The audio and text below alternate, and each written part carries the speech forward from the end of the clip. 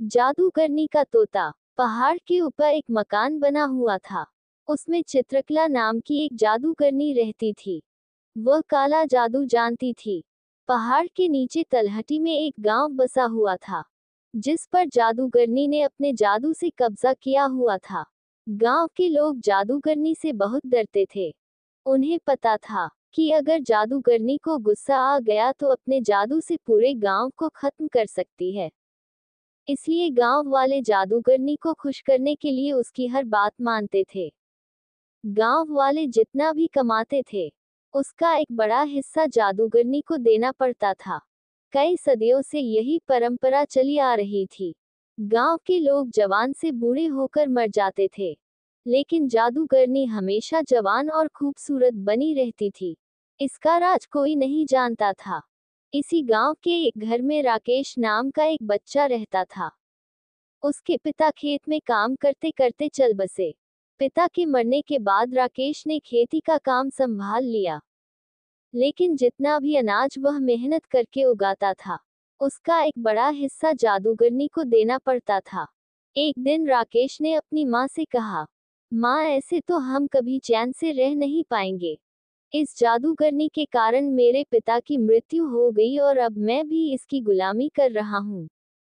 राकेश की माँ ने कहा, बेटा, तुझसे पहले भी कई लोगों ने जादूगरनी का विरोध किया, लेकिन उसने अपने जादू से सबको मार डाला। हम कुछ नहीं कर सकते हैं। राकेश ने माँ की बात को बीच में काट कर पूछा, लेकिन माँ, कोई तो रास्ता होगा इस सब से बाहर निकलने का। राकेश की माँ बोली, बेटा, मेरी बात मान, जैसा चल रहा है चलने दे। राकेश उस समय तो चुप हो जाता है, लेकिन उसके मन में जादूगरनी से गांव वालों को छुटकारा दिलाने की बात घर कर गई। राकेश अगले दिन से अपने खेत पर काम करने जाने लगा, लेकिन उसका मन काम से ज्यादा जादूगरनी में लगा हुआ था। दोपहर को राकेश एक पेड़ के नीचे खाना खाने बैठा।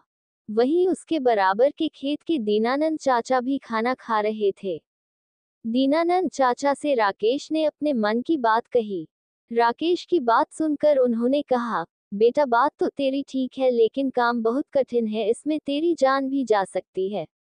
राकेश बोला, चाचा, अगर गांव वालों को बचाने में मेरी जान भी चली गई तो मुझे खुशी होगी। आप कोई तरीका बताओ। तब दीनानंद चाचा ने कहा, आज से कई साल पहले गांव में एक किसान ने जादूगरनी को मारने की कोशिश की थी, लेकिन जादूगरनी को पता लग गया।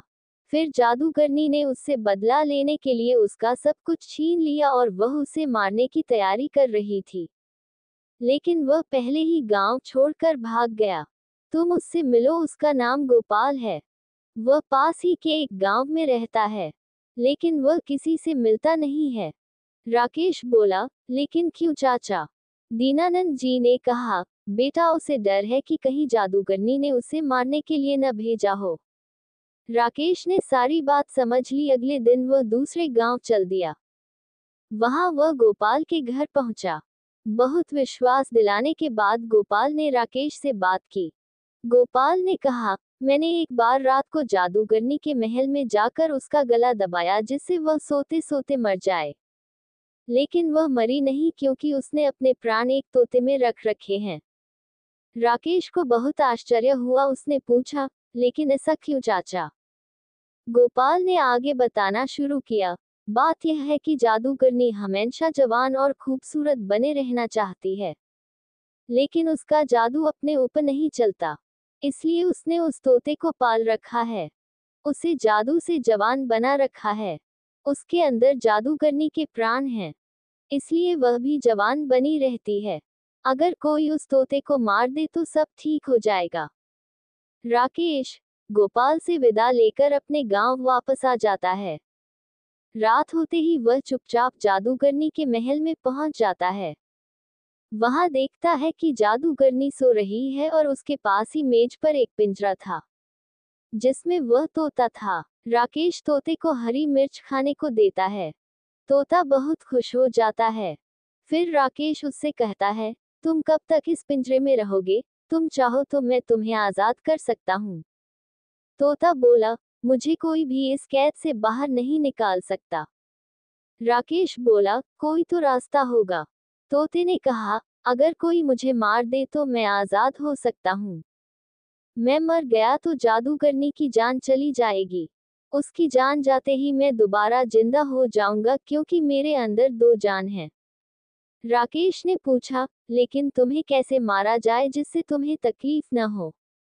तोते ने कहा, तुम किसी तरह इस कमरे में धुआं भर दो, दम घुटने से मैं मर जाऊंगा।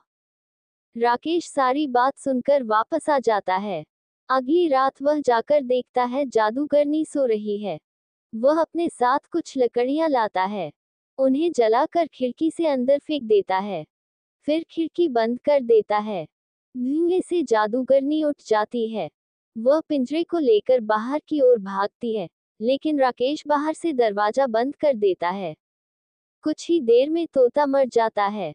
उसके मरते ही जादूगरनी के हाथ से पिंजरा छूट जाता है और वह मर जाती है। ये सब राकेश बाहर से देख रहा था।